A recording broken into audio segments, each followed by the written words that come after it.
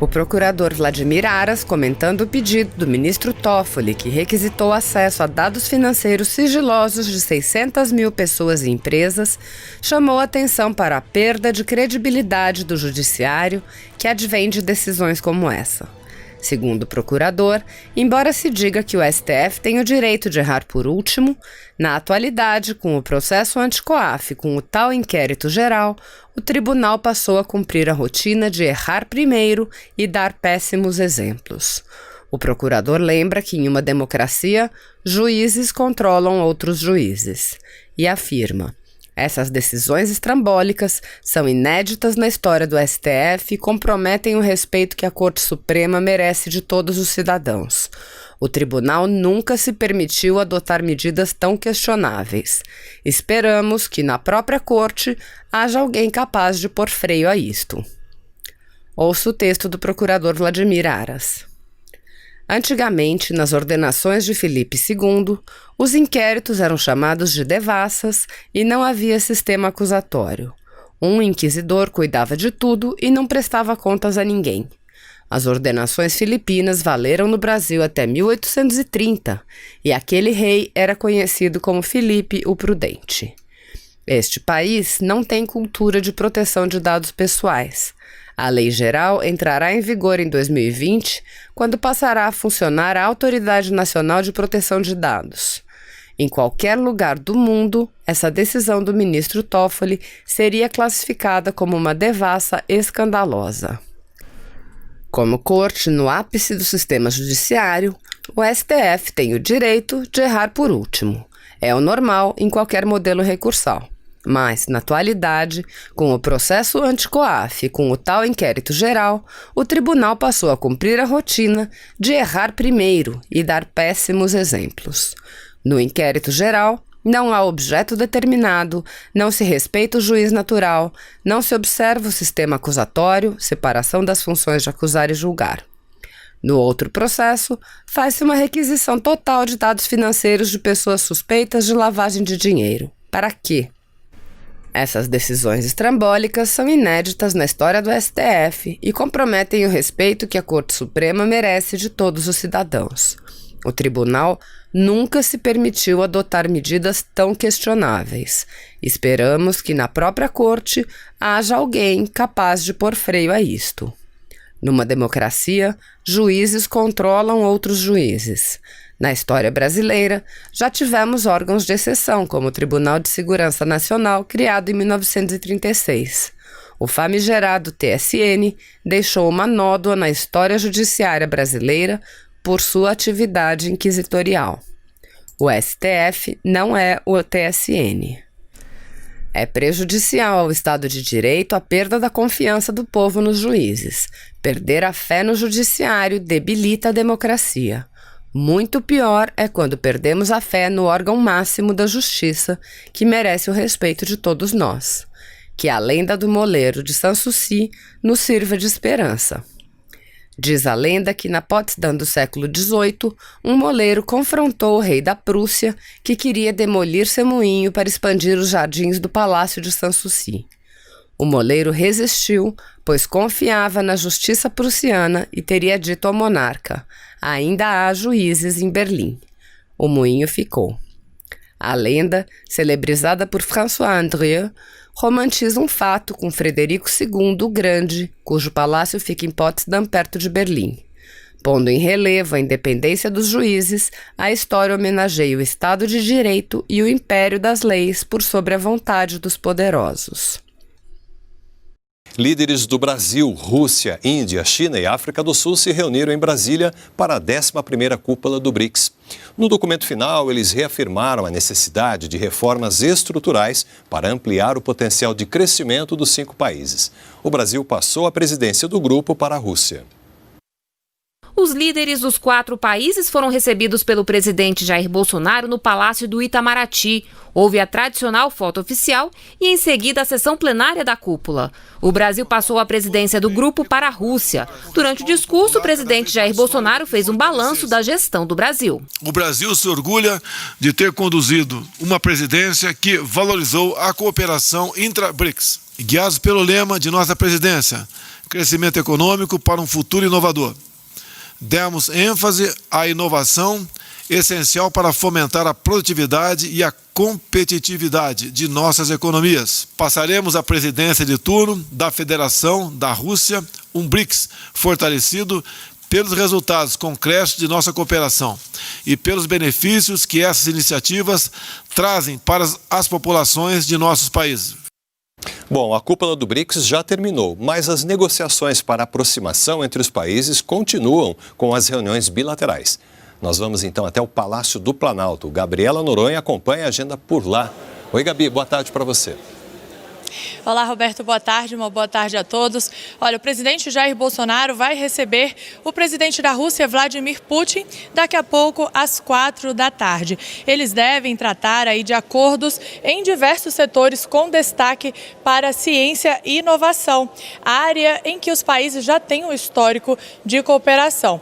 Em seguida, às 5 da tarde, é a vez do presidente da África do Sul, Cyril Ramaphosa, se reunir com o presidente Jair Bolsonaro. O objetivo desse encontro é ampliar as relações comerciais entre as nações, que hoje se restringe aí a um número limitado de produtos. Empresários brasileiros defendem uma maior facilidade de entrada de manufaturados no país africano. Então, esses dois encontros hoje encerram a agenda bilateral do BRICS. Roberto. Muito bom, Gabi. Obrigado pelas informações.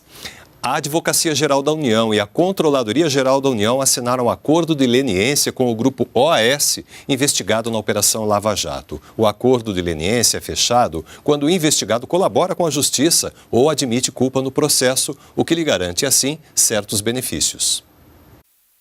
Pelo acordo de leniência fechado com a Advocacia Geral da União e a Controladoria Geral da União, o Grupo OAS vai pagar um total de R$1,920 bilhões até dezembro de 2047. Os valores a serem ressarcidos em 28 anos foram calculados com parcelas anuais de acordo com a capacidade de pagamento do Grupo OAS, que está em recuperação judicial. O montante corresponde à restituição de valores pagos a títulos de propina, enriquecimento ilícito obtido em razão de contratos fraudulentos e multas previstas na Lei de Anticorrupção e na Lei de Improbidade Administrativa.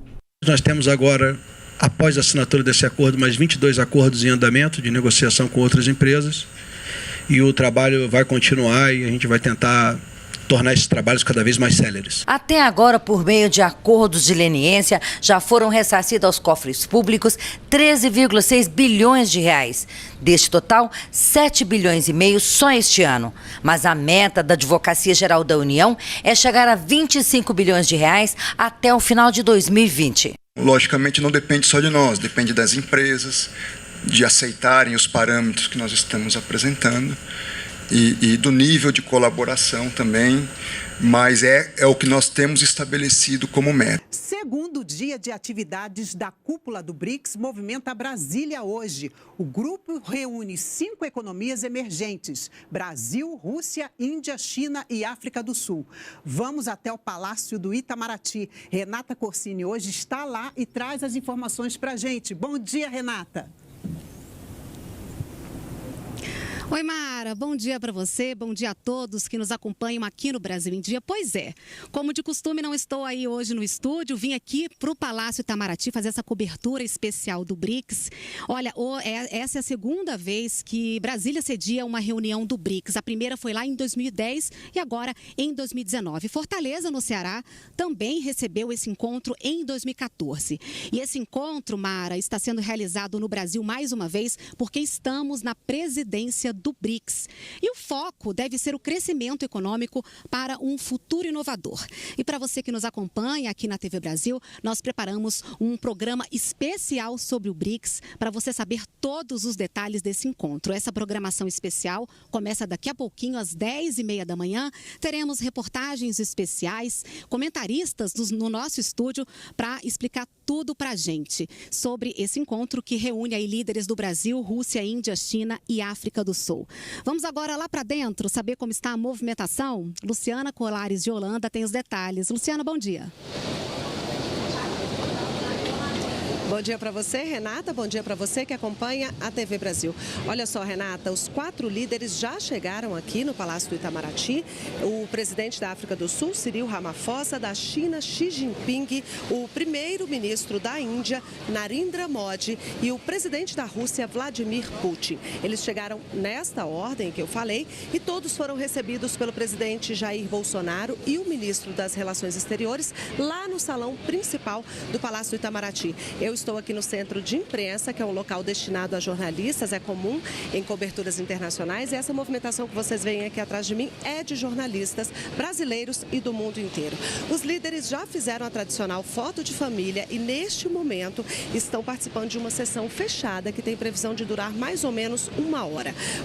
A cúpula está com um atraso de mais ou menos 15 minutos. Logo depois dessa sessão fechada, eles passam para uma sessão plenária, onde o presidente Jair Bolsonaro vai falar por 12 minutos e, em seguida, os 4 líderes também falam pelo mesmo tempo.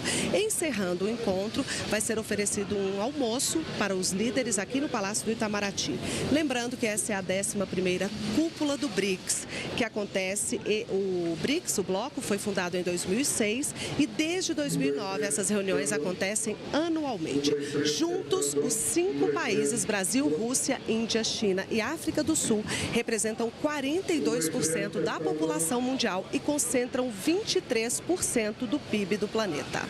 Renata. Volta comigo, Luciana. Bom trabalho aí para você. Bom, e além da reunião de cúpula, os chefes de Estado e de governo aproveitam para se encontrar separadamente. São as reuniões bilaterais. Vamos ao Palácio do Planalto. Glauco de Queiroz tem os detalhes para a gente. Bom dia, Glauco. Olá, bom dia, Mara, bom dia a todos. Olha, esses encontros bilaterais acontecem à tarde aqui no Palácio do Planalto, após aí as sessões plenárias da cúpula do BRICS. O primeiro está marcado para as 4 da tarde. O presidente Jair Bolsonaro vai receber o presidente da Rússia, Vladimir Putin. E aí eles devem discutir aí acordos em diversos setores, com destaque para a inovação e ciência, áreas aí em que esses 2 países já têm um histórico de cooperação. Na sequência, às 5 da tarde, quem estará aqui no Palácio do Planalto será o presidente da África do Sul, Cyril Ramaphosa. E um dos objetivos aí desse encontro com o presidente Jair Bolsonaro é ampliar as relações comerciais entre esses 2 países, que se restringe hoje a uma quantidade limitada de produtos. Aí, empresários brasileiros têm interesse em uma maior abertura para a entrada de produtos manufaturados nacionais no país africano. E essas 2 reuniões de hoje encerram a agenda bilateral dessa cúpula do BRICS. Outras 2 aconteceram ontem. Vamos conferir na reportagem. O presidente da China, Xi Jinping, foi recebido no Palácio do Itamaraty pelo presidente Jair Bolsonaro e pelo ministro das Relações Exteriores, Ernesto Araújo. Após reunião reservada, os líderes dos 2 países assinaram diversos acordos que ampliam as parcerias entre Brasil e China. A China é o nosso primeiro parceiro comercial e, juntamente com toda a minha equipe, bem como com o empresariado brasileiro, nós queremos mais que ampliar, queremos diversificar as nossas relações comerciais. Xi Jinping destacou que os novos acordos vão reforçar a cooperação e dar impulso ao desenvolvimento efetivo dos 2 países. Um dos atos assinados permitirá que brasileiros condenados na China cumpram a pena determinada pelo judiciário chinês aqui no Brasil, enquanto os chineses condenados no Brasil poderão cumprir a pena determinada pelo judiciário brasileiro lá na China. Outro acordo fechado nesta quarta-feira incentiva atividades que atraiam mais investimentos para o Brasil e contribuam para o desenvolvimento econômico e a criação de empregos. Vale lembrar que a China é uma das principais origens de investimentos estrangeiros diretos no Brasil, com destaque para as áreas de energia e infraestrutura. À tarde, foi a vez do presidente Bolsonaro receber o primeiro-ministro indiano Narendra Modi no Palácio do Planalto. O encontro tratou das relações comerciais entre os 2 países. E o presidente Jair Bolsonaro anunciou que irá à Índia em janeiro. Os líderes do BRICS também discursaram no encerramento do Fórum Empresarial do Bloco e destacaram que os 5 países precisam aumentar a cooperação para aquecer a economia mundial. Conhecimento. O primeiro a falar foi o presidente da África do Sul, Cyril Ramaphosa. Ele disse que o país tem se esforçado para acolher pessoas de várias partes do mundo para trabalhar e fazer negócios. O presidente da China, Xi Jinping, disse que o crescente protecionismo dos países ameaça o comércio internacional e elogiou as medidas do governo brasileiro para remover barreiras comerciais e aprofundar a cooperação econômica entre os dois países, especialmente na área digital. O terceiro a discursar foi o primeiro-ministro da Índia, Narendra Modi. Ele sugeriu ao Fórum de Empresários dos BRICS um estudo para identificar setores empresariais prioritários aos 5 países nos próximos 10 anos. O presidente da Rússia, Vladimir Putin, também criticou o protecionismo dos países desenvolvidos e disse que a economia global deve cair este ano ao menor nível desde 2008. O último chefe de Estado a discursar foi o anfitrião do encontro, presidente brasileiro Jair Bolsonaro.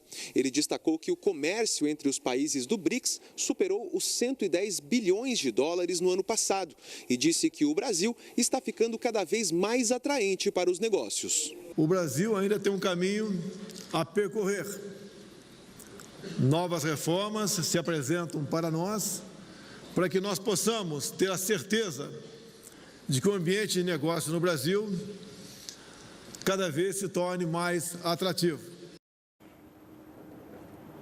E na noite desta quarta-feira, o presidente Jair Bolsonaro e a primeira-dama Michele Bolsonaro receberam os chefes de Estado e de governo do BRICS para um jantar em Brasília. O evento encerrou o primeiro dia da 11ª cúpula do bloco. A repórter Gabriela Noronha acompanhou. Os chefes de Estado e de governo começaram a chegar por volta das 8 da noite no Palácio do Itamaraty. O primeiro a ser recebido pelo presidente Jair Bolsonaro foi o presidente da África do Sul, seguido do primeiro-ministro da Índia e do presidente da China e, por fim, o presidente da Rússia. A programação da noite começou com uma apresentação da Orquestra Sinfônica Criança Cidadã de Pernambuco. E logo os líderes seguiram para o jantar oficial. Durante o evento, Jair Bolsonaro brindou a união e a amizade entre os países do bloco. Se você apoia Jair Bolsonaro, curta este vídeo. Manifeste a sua opinião e compartilhe para que a vontade do povo brasileiro seja conhecida. Inscreva-se no canal para ter acesso gratuito ao nosso conteúdo. Uma produção Folha Política.